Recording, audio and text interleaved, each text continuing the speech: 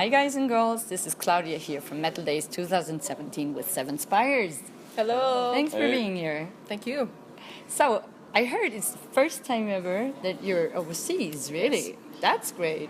That's cool. It's been an awesome experience. We'll definitely never forget it. Uh-huh.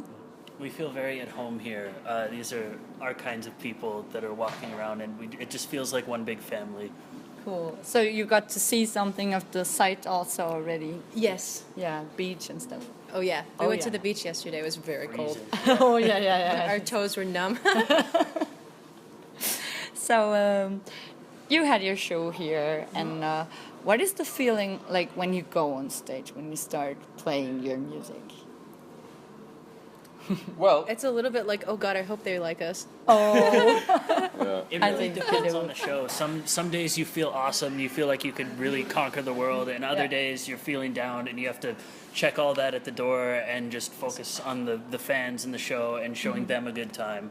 Because when you're on stage, it's really not about you, it's about your audience. Yes. So that's what you have to focus on at the end of the day. Yeah. Making that, like, specific connection and, like, looking people in the eyes and, like, are you having a good fucking time? Making sure they are having indeed a good fucking time. Yeah. So when you're transporting your ideas that you have at home, like into putting them into the show, then you have a record out. So how do you get your energy from the live into the studio? well, we're all obviously music students, and so we study quite a bit the musical aspect of expression and that Right. sort of thing.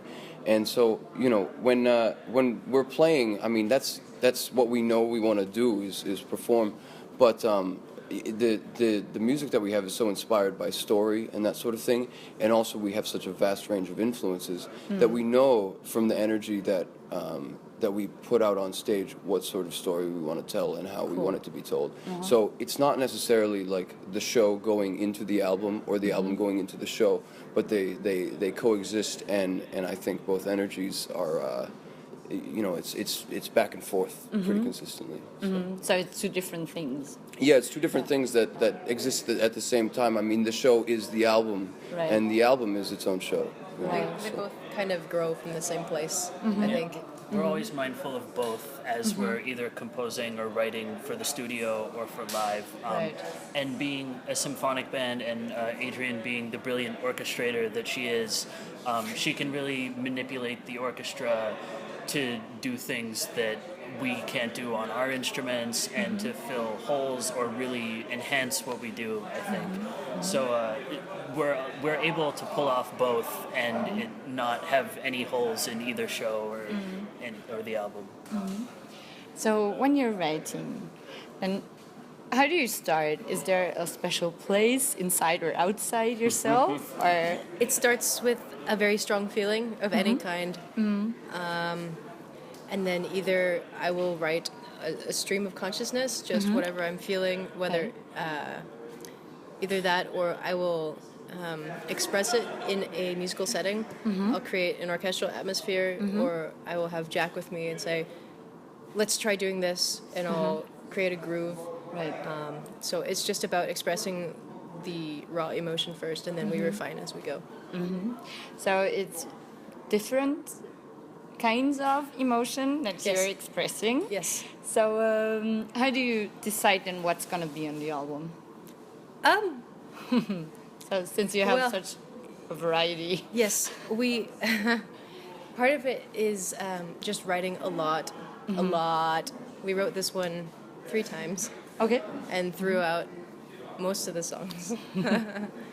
How do we decide what goes on the album? We kind of pick like the best stuff and make sure there's. Well, character. as Yes. well, Yeah, character also choice. the story usually comes first, and then the writing comes to find the right mood for that story and the best way to tell that story. But the story appears from having written 1 to 3 songs. Okay. Anyway. Yeah, so it's the first couple come out to give the mood of what will be the album, and then the story dictates where the rest of the songs go. Ah, okay, that's Usually. interesting. Yes. Yeah. So for Solveig, for example, the story came from the 3 songs, The Cabaret of Dreams, Burn, and Ashes. So therefore, it dictates that we are in an underworld that can be incinerated by sunlight and is also in a sort of cabaret-y, like neo-Victorian, very decadent, elegant kind of setting. So that's the ladylike part. That's the only ladylike part. So before the interview, you told me that there's like this idea of the female-fronted stuff going on, you know.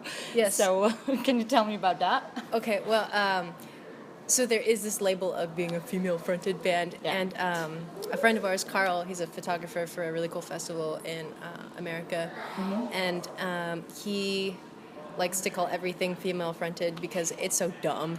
Because it's like Nightwish and Arch Enemy sound nothing alike, but they're both female-fronted bands. Right.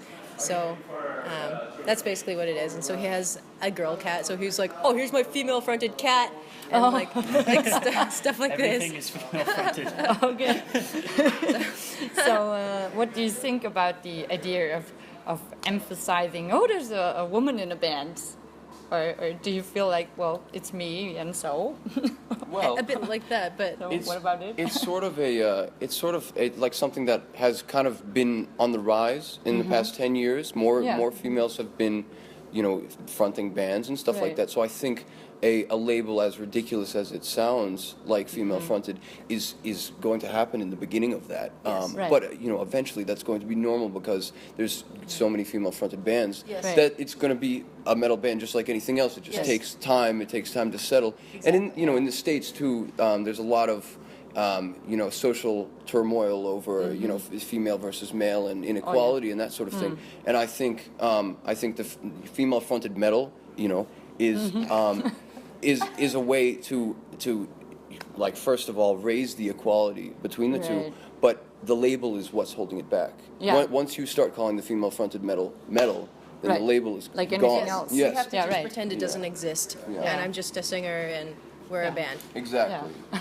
That's what we are. Right. She's one of the guys. Yeah, she's one of the guys.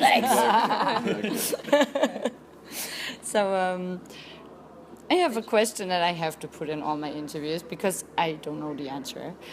And the question is, what or who defines an artist, or what is it that makes somebody become an artist? Or is it somebody else labeling people, or is it what you do, or what you think about yourself?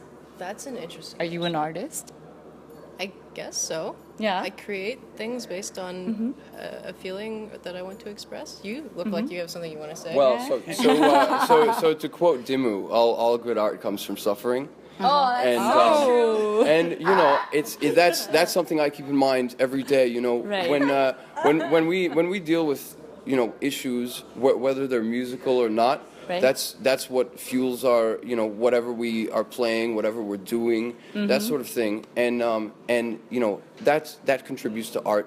Art Right. is such a broad term, and it's really hard to say whether or not art is any specific thing. But we put whatever we've got, from our experiences in our life and whatever else, into something that's tangible, and you can't all say that to someone. You have to Right. put it in music or something Right. like that. So that's what it is.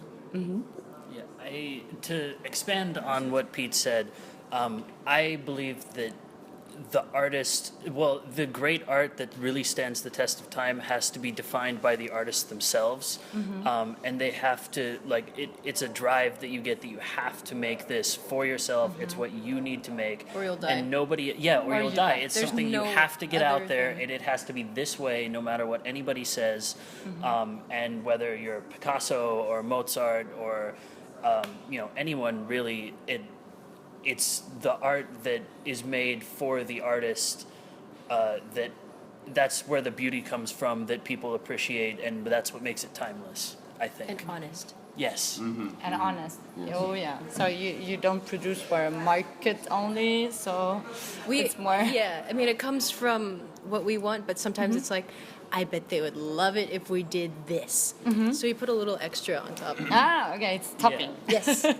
You have to know how to get it into people's hands first, and then explain the message later. Yeah. So Right. that's. And you also, it's a matter of I had something brilliant to say. This is a great question. Nobody's asked Yeah, us this before. is a really awesome question. It's you do it by like you put it out for yourself and what you like, but things that you like for a reason, because it can be a stereotype or like a thing that's common in a genre, so you can add those things because you like those certain things.